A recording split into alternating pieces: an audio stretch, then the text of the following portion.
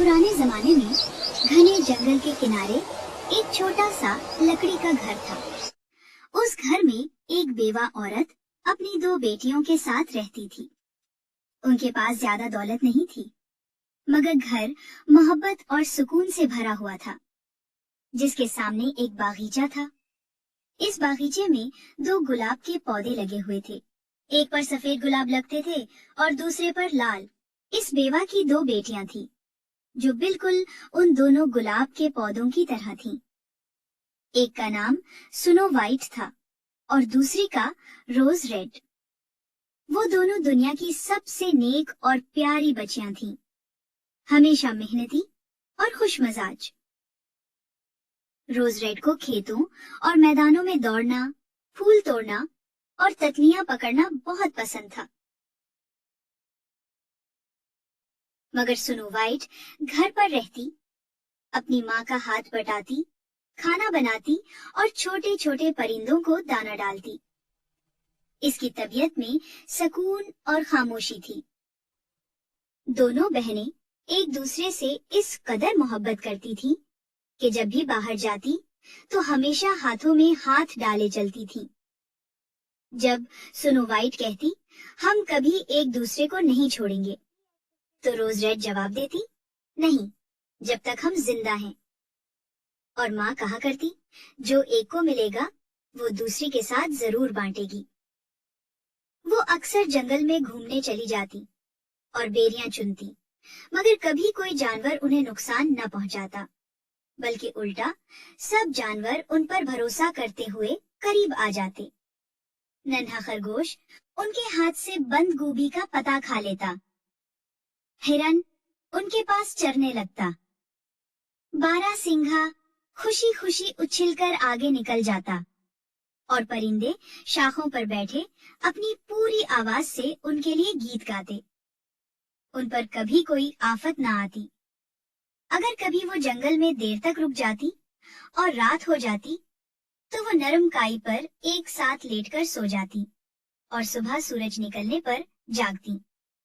उनकी माँ को कभी फिक्र न होती, क्योंकि वो जानती थी कि बच्चियां बिल्कुल महफूज हैं।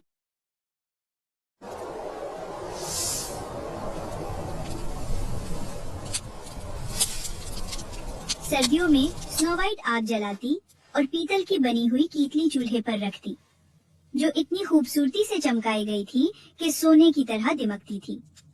शाम को जब बर्फ के गाले गिरते तो माँ कहती, स्नो वाइट जाकर खिड़कियों के पिट बंद कर दो। फिर सब आग के गिर्द बैठ जाते।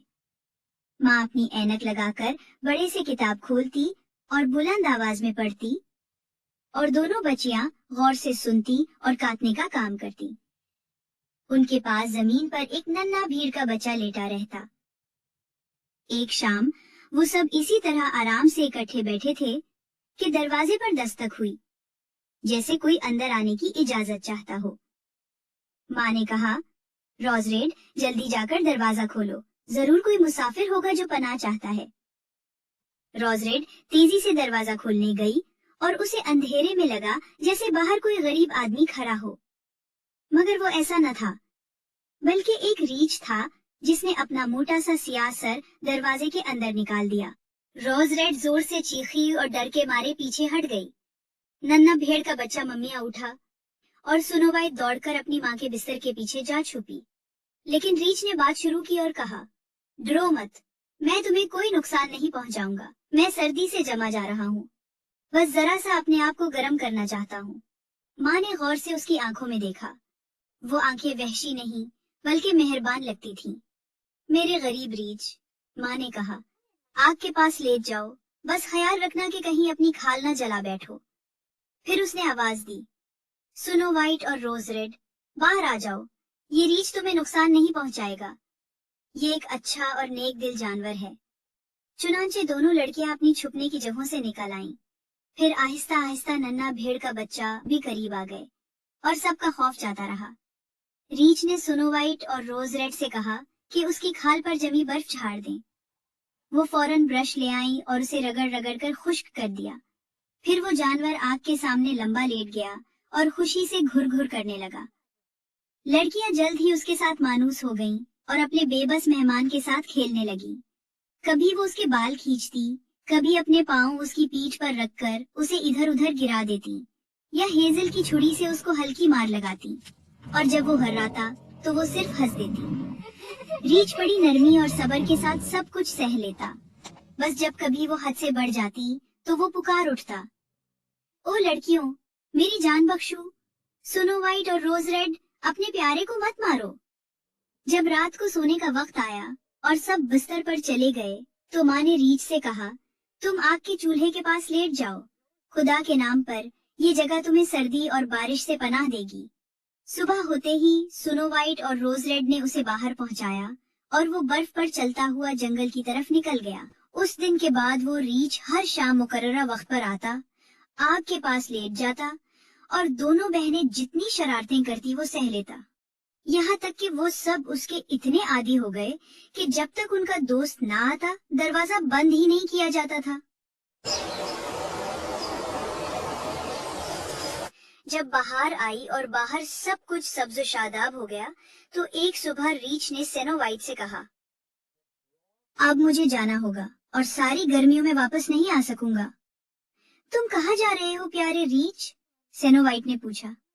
रीच ने जवाब दिया, मुझे जंगल जाना है ताकि अपने खजाने को बुरे बोने से बचा सकूं। सर्दियों में जब जमीन सख्त जम जाती है तो वो जेरे जमीन रहने पर मजबूर होते हैं क्योंकि ऊपर नहीं निकल सकते, लेकिन अब जब सूरज ने जमीन को पिघलाकर नरम कर दिया है तो वो ऊपर निकल आते हैं। जो चीज एक बार उनके हाथ और उनकी गारों में चली जाए दोबारा आसानी से वापस नहीं आती।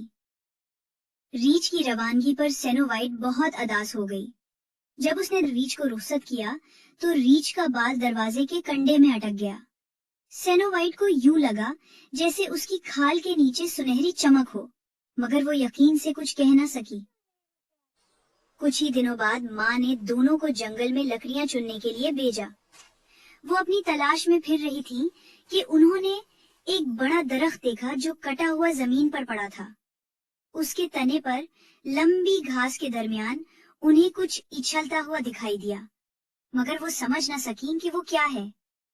जब वो करीब पहुंची तो देखा कि एक बोना खड़ा है जिसका चेहरा शिकन आलूद और दाढ़ी 1 गज लंबी थी। उसकी दाढ़ी का सरा दरख्त की दराड़ में फंस गया था और वो छोटा आदमी ऐसे उछल रहा था जैसे कोई कुत्ता जंजीर में जकड़ा हो और उसे कुछ सूझ नहीं रहा था कि क्या करे। उसने आग भरी आंखों से लड़कियों की तरफ घूरा और चीख कर कहा, क्या यूं ही खड़ी रहोगी, मेरी मदद नहीं करोगी? रोज रीड ने पूछा, छोटे मियाँ, तुम कर क्या रहे थे? बॉनी ने गुस्से से जवाब दिया, तुम जाहिल और फजूल सवाल करने वाली लड़की, मैंने दरख्त को चीरने की कोशिश की ताकि छोटे छोटे टुकड़े करके अपनी आग जला सकूं। ये बड़े बड़े मोटे लठे तो सिर्फ तुम जैसे भूखे और हरीस लोगों के लिए हैं जो सारी लकड़ी बर्बाद कर देते हैं। मैंने बड़ी कामयाबी से कील दरख्त में गाड़ दिया था और सब ठीक जा रहा था, लेकिन कमबख्त लकड़ी इतनी फिसलनी निकली कि अचानक पल्ला बाहर निकल गया और दरख्त की दरार फौरन बंद हो गई। मुझे अपनी खूबसूरत सफेद दाढ़ी निकालने का मौका ही न मिला और अब मैं यहाँ फंस गया हूँ और तुम जैसी बेवकूफ लड़कियां खड़ी मेरी हंसी उड़ा रही हो। उफ, कितनी जालिम हो तुम। स्नो वाइट और रोज रीड अपनी पूरी कोशिश करती रहीं, मगर वो दाढ़ी को ना निकाल सकी क्योंकि वो दरख्त की दरार में सख्ती से फंसी हुई थी। रोज रीड ने कहा, मैं अभी किसी को बुला लाती हूँ। बोना चीला उठा, अहमक लड़कियों, किसी और को बुलाने से क्या फायदा? पहले ही तुम दोनों मेरे लिए बहुत ज्यादा हो, तुम्हें इससे बेहतर कोई तरकीब नहीं सूझती? स्नो वाइट ने नरमी से कहा, इतने बेसब्रे मत बनो, मैं तुम्हारी मदद करती हूँ। ये कहकर उसने अपनी जेब से कैंची निकाली और बोने की दाढ़ी का किनारा काट दिया।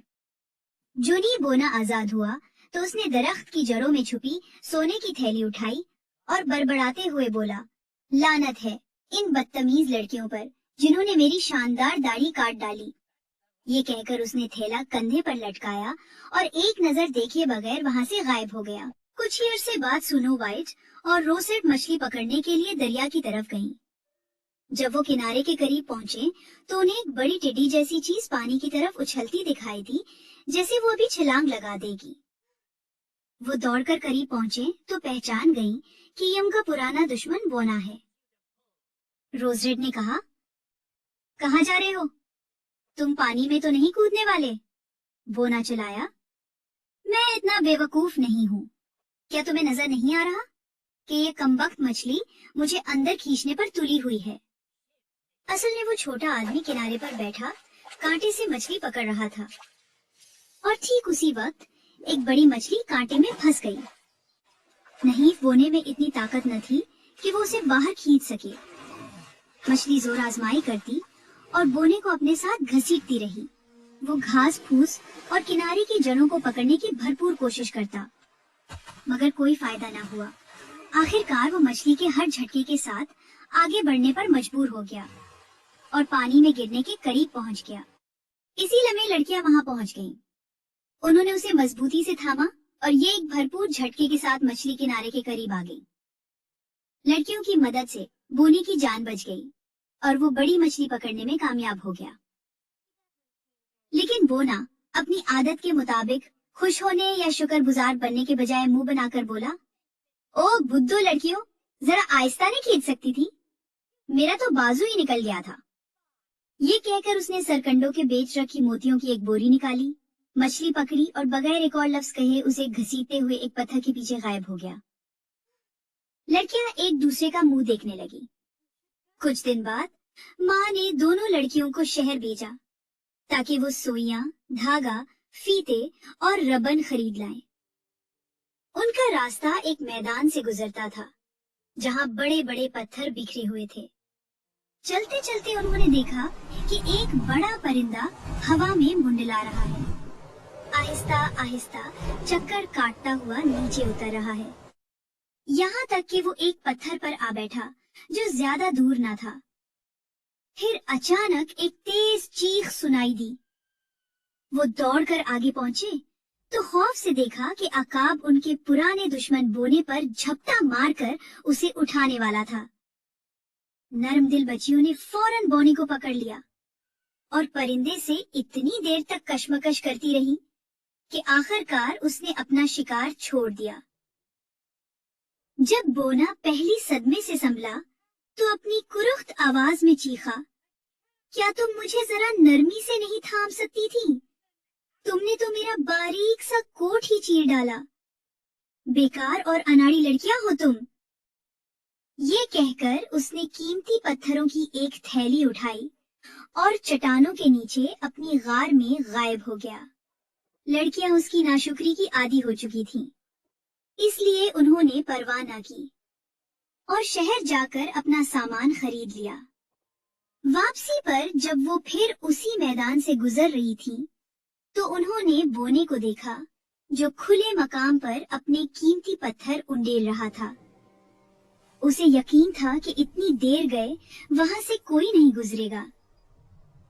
शाम की सूरज की किरणें उन चमकते पत्थरों पर पड़ रही थी कि बच्चियां वहीं खड़ी रह गईं और महवे हैरत उन्हें तकती रहीं। बोना चल्ला उठा, यूं मुंह फाड़ कर क्या देख रही हो तुम? और गुस्से से उसका राख जैसा चेहरा सुर्ख हो गया।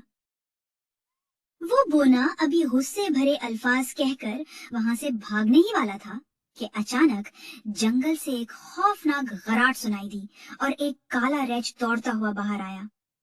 बोना डर के मारे उछल पड़ा, मगर उसे अपनी पनाहगाह तक पहुंचने का मौका न मिला क्योंकि रेच पहले ही उसके करीब पहुंच चुका था।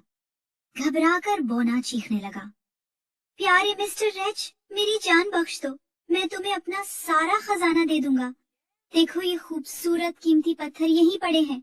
तुम्हें मुझ जैसे कमजोर और नहीफ कीड़े से क्या मजा मिलेगा? तुम्हें तो अपने दांतों के बीच मेरा पत्ता भी नहीं चलेगा। लो, उन दो बदजात लड़कियों को पकड़ लो, ये तुम्हारे लिए नरम नरम नवाले होंगी, बिल्कुल नौखेज बटीरों की तरह। उन्हें खा जाओ खुदा के लिए। मगर रेच ने उसकी किसी बात पर तवज्जो न दी। उसने अपनी एक ही थप्पड़ मारने वाली थपकी से उस बदतीनत बोने को ऐसा ढेर किया कि वो फिर कभी न उठ सका। बच्चियां डर के मारे भाग गईं, मगर रेच ने पुकार कर कहा, सुनो वाइट और रोज रेड, खौफ ना खाओ, जरा ठहरो, मैं तुम्हारे साथ आता हूँ। बच्चियां उसकी आवाज पहचान गईं और रुक गईं। जब रेच बिल्कुल करीब आया तो अचानक उसकी खाल उतर गई और उनके सामने एक निहायत खूबसूरत नौजवान खड़ा था जो खूबसूरत लिबास पहने हुए था। उसने कहा, मैं एक बादशाह का बेटा हूँ। उस खबीस बोने ने, जिसने मेरा खजाना चरा लिया था, मुझ पर जादू कर दिया था कि मैं जंगल में एक जंगली रेच की सूरत में भटकता रहूं, यहाँ तक कि उसकी मौत मुझे आजाद कर दे। अब वो अपने अंजाम को पहुंच चुका है। बहनें खुशी से चीख उठी। अम्मा को सब खबर हुई तो वो भी शुक्राने के आंसू बहा। चुनांचे स्नो वाइट ने उस शहजादे से शादी कर ली और रोज रेड ने उसके भाई से। दोनों ने मिलकर वो अजीम खजाना तकसीम कर लिया जो बौना अपनी गार में जमा किए बैठा था। बूढ़ी माँ भी कई साल तक अपनी बेटियों के साथ सुकून और खुशी से जीती रही। उसने दोनों गुलाब के पौधे अपने साथ रखे जो उसकी खिड़की के सामने लगे